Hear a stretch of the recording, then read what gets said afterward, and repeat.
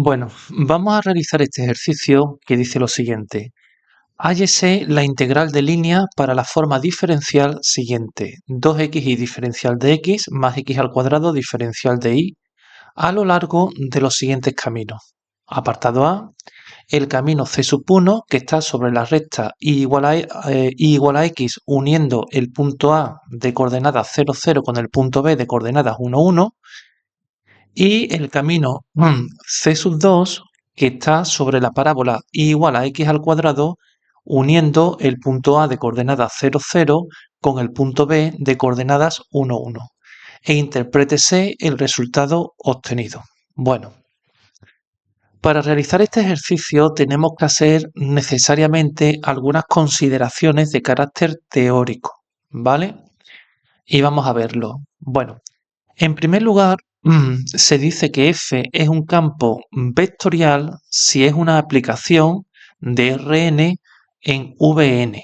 Es decir, si a cada punto de Rn le hace corresponder un vector de V sub n. Recordemos que V sub n es el espacio vectorial formado por los vectores de dimensión n. ¿Vale? Para que nos hagamos una idea de qué es un campo vectorial, en el caso de R2, es decir, si n es igual a 2, un campo vectorial simplemente pues no es ni más ni menos que una aplicación, ¿vale? Bueno, aquí estamos suponiendo que f está definida en todo Rn, pero no tiene por qué estar definida en todo Rn, ¿vale? Su dominio de definición puede ser perfectamente un subconjunto de Rn. Por ejemplo, en R2, si el dominio de definición de la función del campo vectorial es este, pues nuestro campo vectorial a cada punto del plano de R2 le hace corresponder pues un vector de V2, ¿vale? Por ejemplo, a este punto pues le hace corresponder otro vector de R2, pues pongamos este de aquí, ¿vale? Y así con todos los puntos del dominio de definición de nuestro campo vectorial. Ni que decir tiene que los campos vectoriales son muy importantes a la hora de representar, interpretar y analizar numerosísimos fenómenos físicos, ¿vale?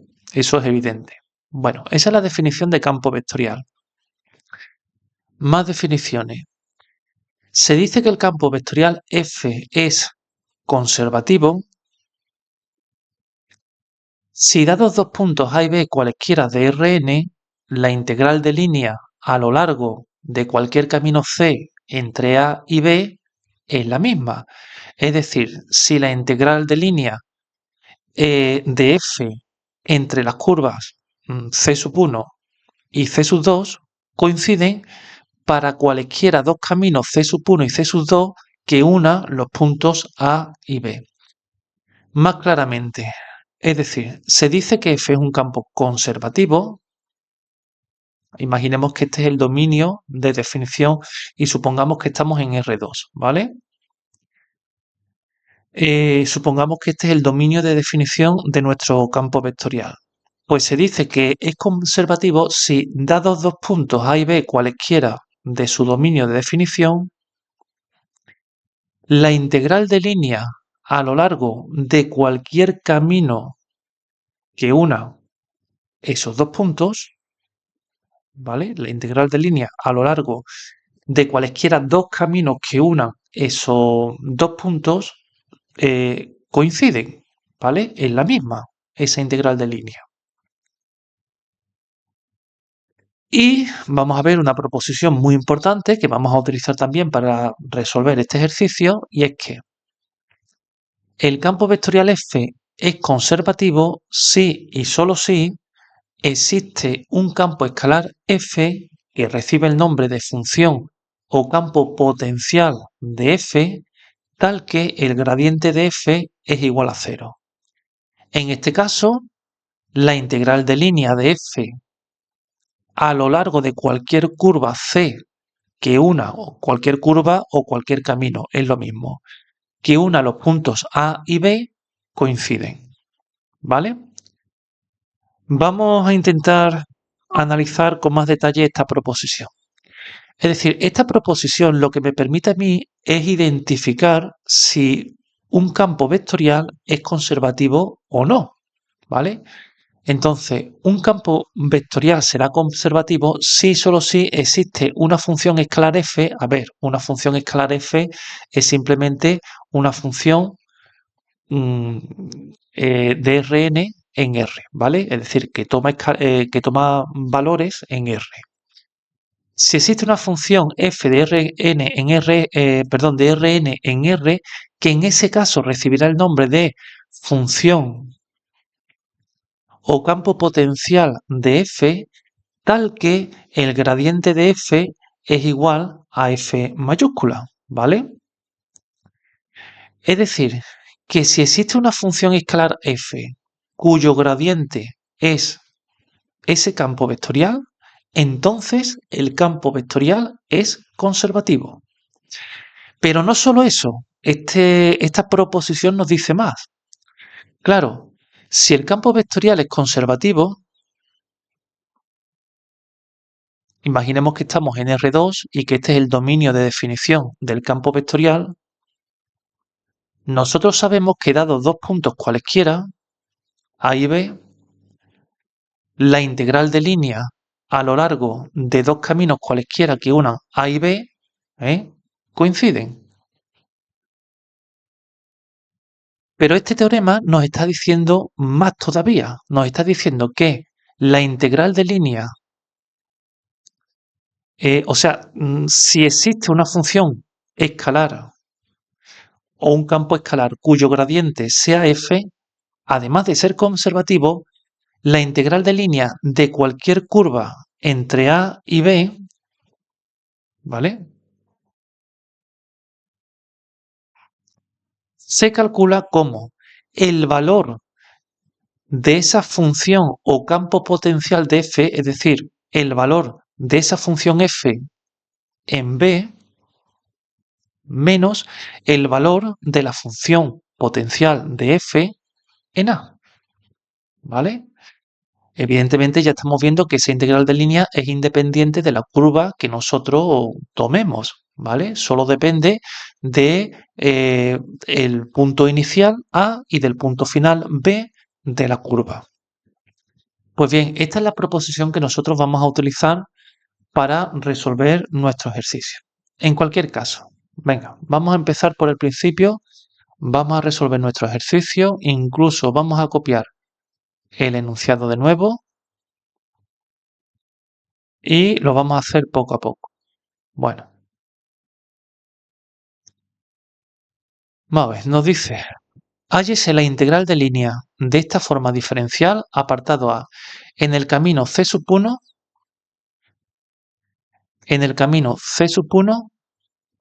que está sobre la recta y igual a x, uniendo el punto A de coordenadas 0, 0 con el punto B de coordenadas 1, 1.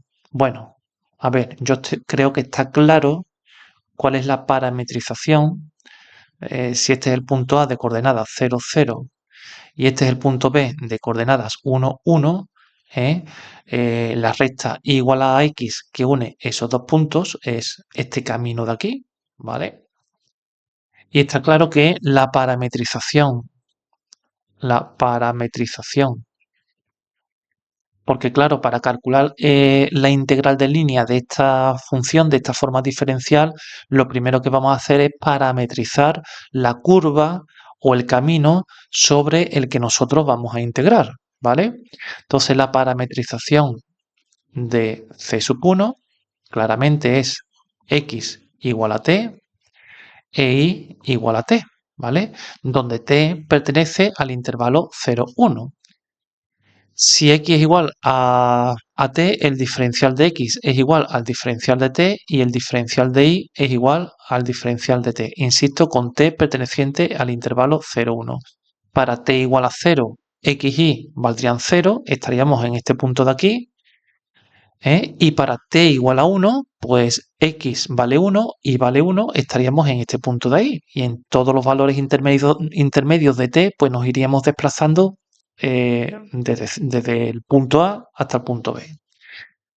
Pues bien, habiendo hecho esa parametrización de c, tenemos que la integral de línea a lo largo de nuestra curva c sub 1, que es esta curva de aquí, evidentemente, de 2xy diferencial de x, 2xy diferencial de x más x al cuadrado diferencial de y más x al cuadrado diferencial de y, bueno, pues esto es, donde ponga x voy a poner t, donde ponga y voy a poner t, donde ponga diferencial de x voy a poner diferencial de t y donde ponga diferencial de y voy a poner diferencial de t.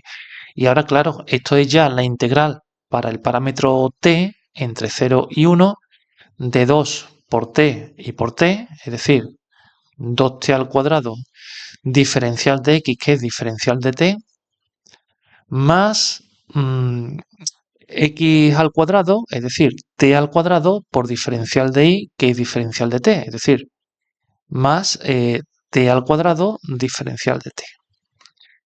Y esto es la integral entre 0 y 1, ¿vale? Este diferencial de t se puede sacar, digamos, factor común, o si no queremos sacar factor común, podemos dividir esta integral entre la integral de esto más la integral de esto. Las dos formas de hacerlo serían perfectamente válidas. 2t al cuadrado más t al cuadrado diferencial de t. Y esto es igual a la integral entre 0 y 1 de 3t al cuadrado diferencial de t. Y esto claramente es 3t al cubo partido por 3 entre 0 y 1. Esto se va con esto. Me queda t al cubo entre 0 y 1, que claramente es 1, ¿vale? Luego la integral de línea a lo largo de c sub 1 es 1. Bueno, vamos a hacer el apartado B, vamos a hacer lo mismo, vamos a calcular la integral de línea de esta forma diferencial, pero ahora a lo largo de la curva o del camino C sub 2, que es este de aquí, entre este punto y este punto, ¿vale? Apartado B. A ver, en este caso, C sub 2 claramente es la parábola igual a x al cuadrado entre el punto A de coordenadas 0, 0 y el punto B de coordenadas 1, 1, ¿vale? Este camino, el que une estos dos puntos a través de esta parábola. Bueno, la parametrización, vamos a hacer exactamente lo mismo. La parametrización de C sub 2 es, bueno, pues claramente para cada valor t de x, bueno, pues y es igual claramente a t al cuadrado, ¿vale? Con t entre 0 y 1, porque para t igual a 0 obtenemos el punto 0, 0 y para t igual a 1, pues claramente obtenemos el punto 1, 1, ¿vale? De aquí obtenemos que el diferencial de x es igual al diferencial de t y de aquí obtenemos que el diferencial de y es igual a 2t diferencial de t. Y hemos dicho que con t perteneciente al intervalo 0, 1.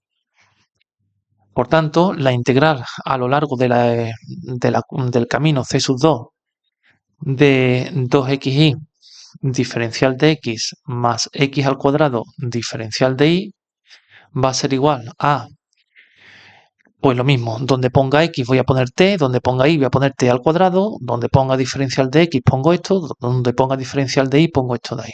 Y ahora voy a integrar, o sea, respecto del nuevo parámetro t, respecto del parámetro t que está entre 0 y 1. Pues la integral entre 0 y 1 de 2 por t al cuadrado sería 2t al cubo por el diferencial de x, que es diferencial de t, más x al cuadrado, que sería t al cuadrado, claro, t al cuadrado por el diferencial de y, pero el diferencial de y es 2t diferencial de t. Entonces, t al cuadrado por esto de aquí son 2t cubo diferencial de t, ¿vale?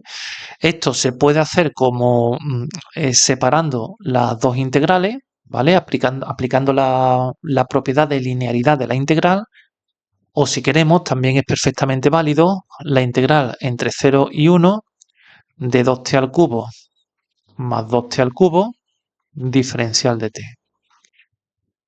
Y esto sería igual a la integral entre 0 y 1 de 4t al cubo diferencial de t, que esto es 4t a la cuarta partido por 4 entre 0 y 1, esto se nos va, y esto es t a la cuarta entre 0 y 1, y esto claramente vale 1, ¿vale?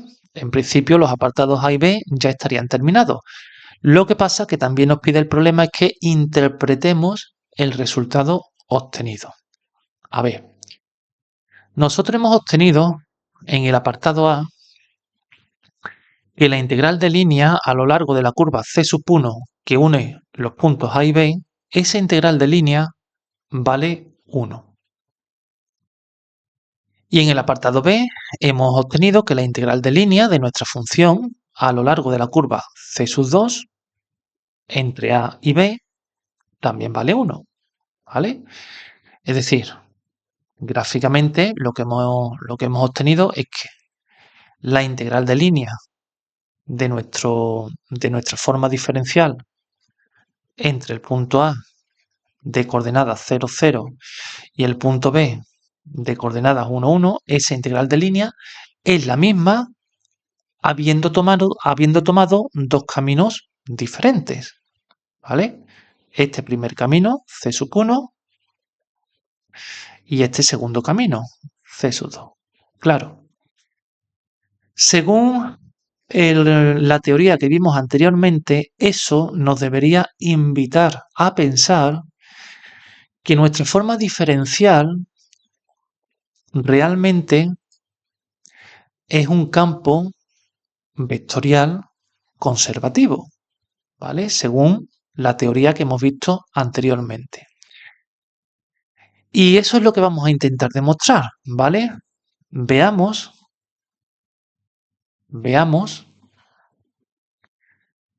eh, veamos si el campo vectorial f de xy, ¿vale? Dado por, bueno, su primera coordenada es 2xy y su segunda coordenada x al cuadrado. 2xy y x al cuadrado, ¿vale? Esto es una función de R2 en V2, ¿vale? Lo estamos visualizando como campo vectorial. Veamos si este campo vectorial es conservativo, ¿vale?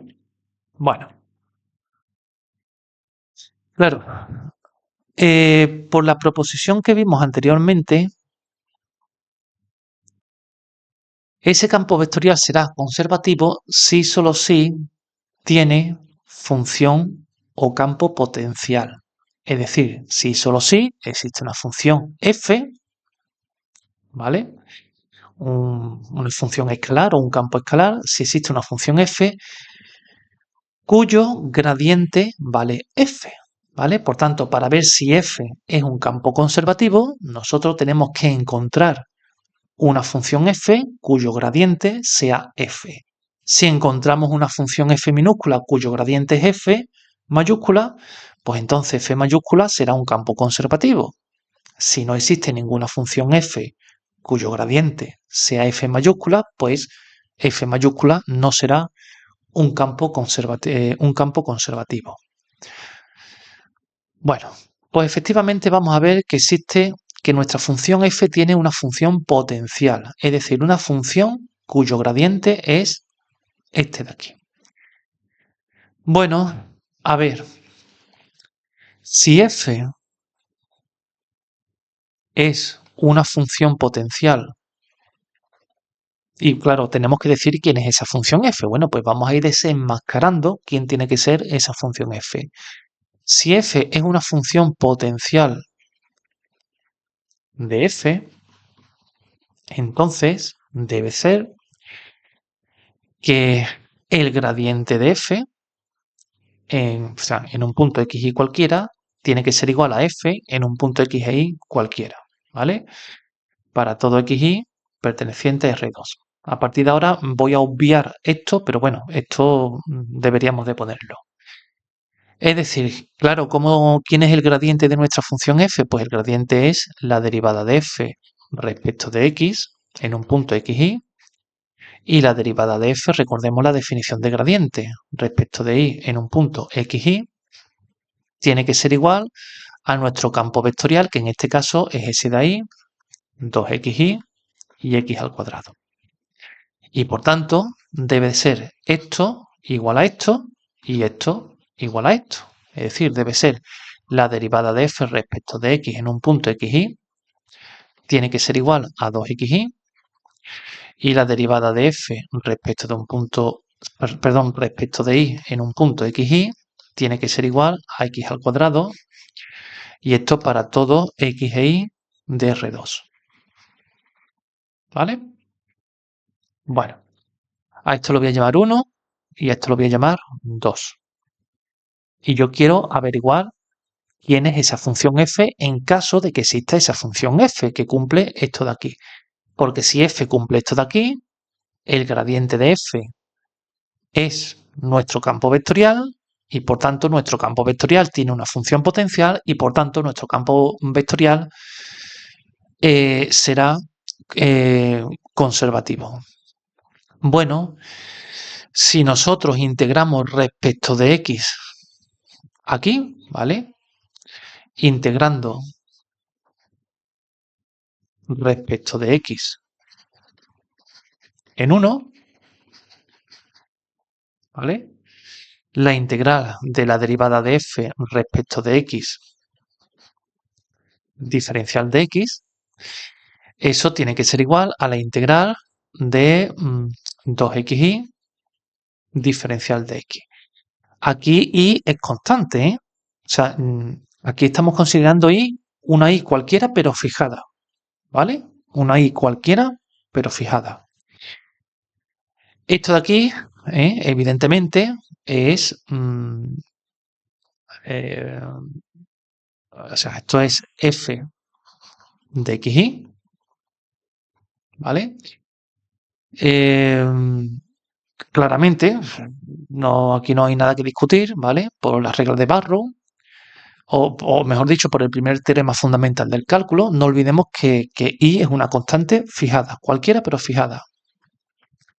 Y aquí, como y es constante, 2y lo puedo sacar de la integral. Venga, voy a poner 2y por la integral de x diferencial de x. Esto es 2y por x al cuadrado partido por 2. ¿Vale? Claro, ahora yo tengo que añadir una constante, pero esa constante va a depender de y, ¿vale? Esa constante, lógicamente, va a depender de y. Es decir, voy a añadir una constante que depende de y. Esto es una función que depende de y, ¿vale? Porque el y, insisto, es cualquiera pero fijado. Y esa constante dependerá de ese y que es fijado. Por tanto, bueno, este 2 se va con este 2 y resulta que f de xy tiene que tener, en caso de que exista, tiene que tener esta forma. ¿Vale? Donde h de y es una función que depende de y. ¿Vale? Claro, la cuestión es qué forma tiene que tener esta función h de y, porque yo tengo que decir quién es la función f. Y para decir quién es la función f, tengo que saber quién es h de y. Bueno, pues si esta función f de xy la sustituimos en 2, ¿vale?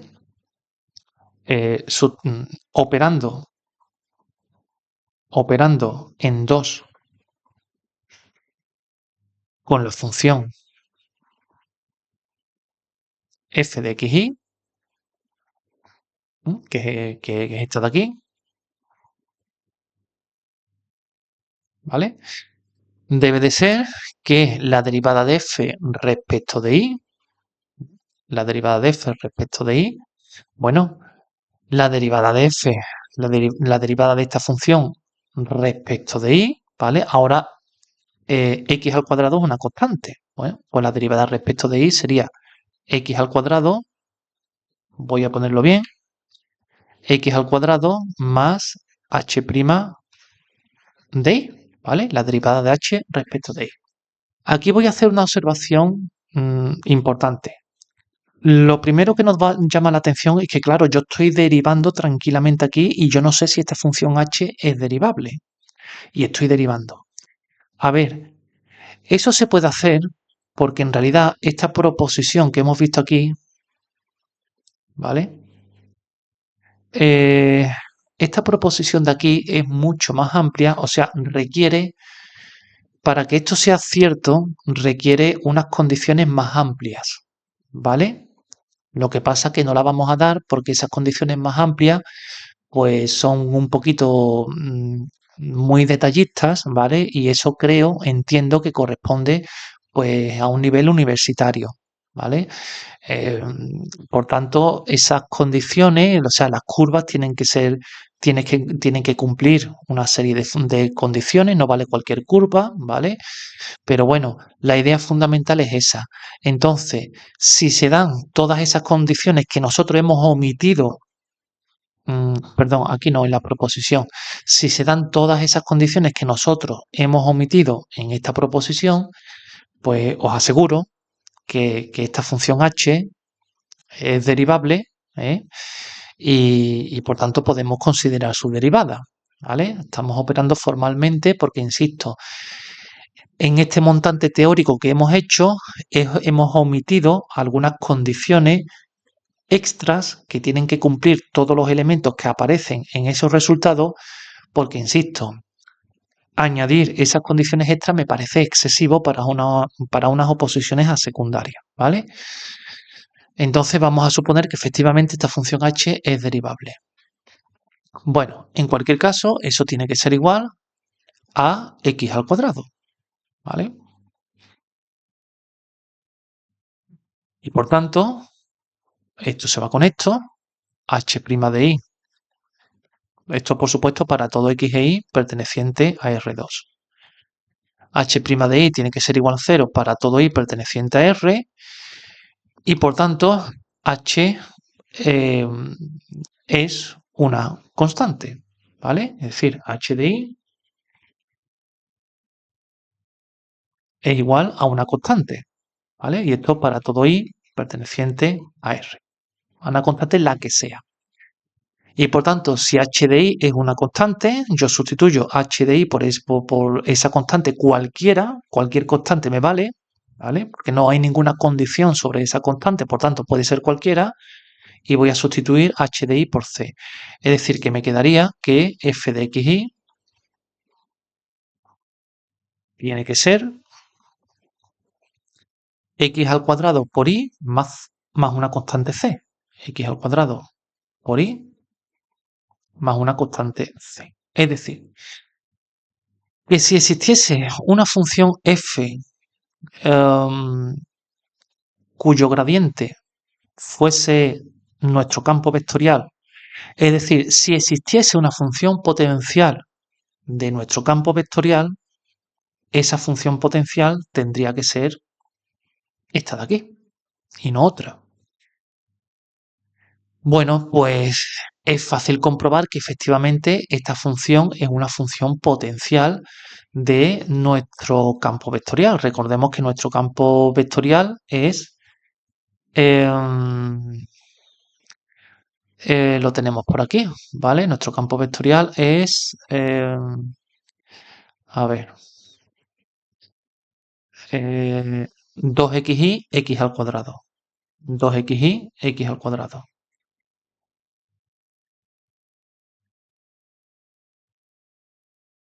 ¿Cómo compruebo yo que es una función potencial? Pues simplemente tengo que comprobar que el gradiente de esta función coincide con el campo vectorial. Pero claro, ¿quién es el gradiente de nuestra función? Bueno, pues la derivada de f respecto de x y la derivada de f respecto de y.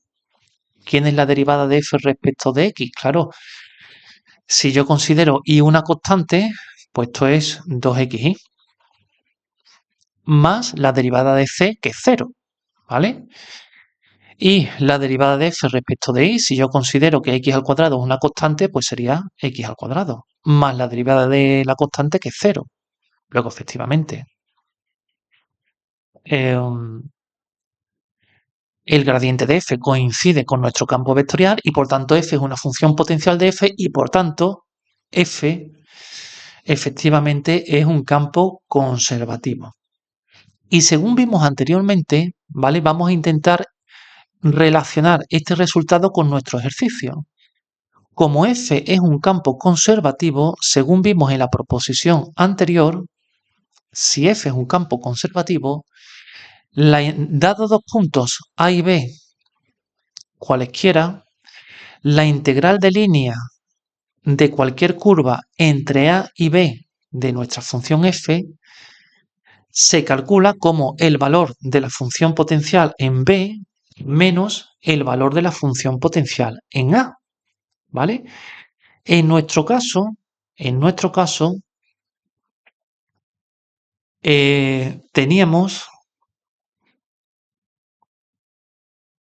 ¿vale? Teníamos dos puntos, el punto A de coordenadas 0, 0, teníamos el punto B de coordenadas 1, 1, teníamos la primera curva que era esta y la segunda curva que era esta de aquí.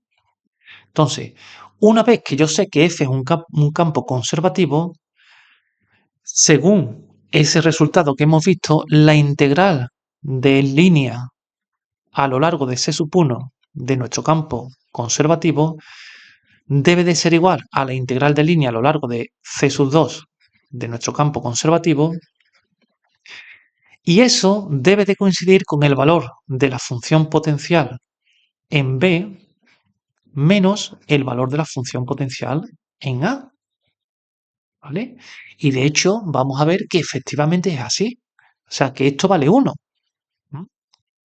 Es decir, que esto es igual a f en el punto 1, 1 menos f en el punto 0, 0, pero claro, ¿quién es f en el punto 1, 1? Pues sería 1 al cuadrado 1 por 1, 1, 1 más c,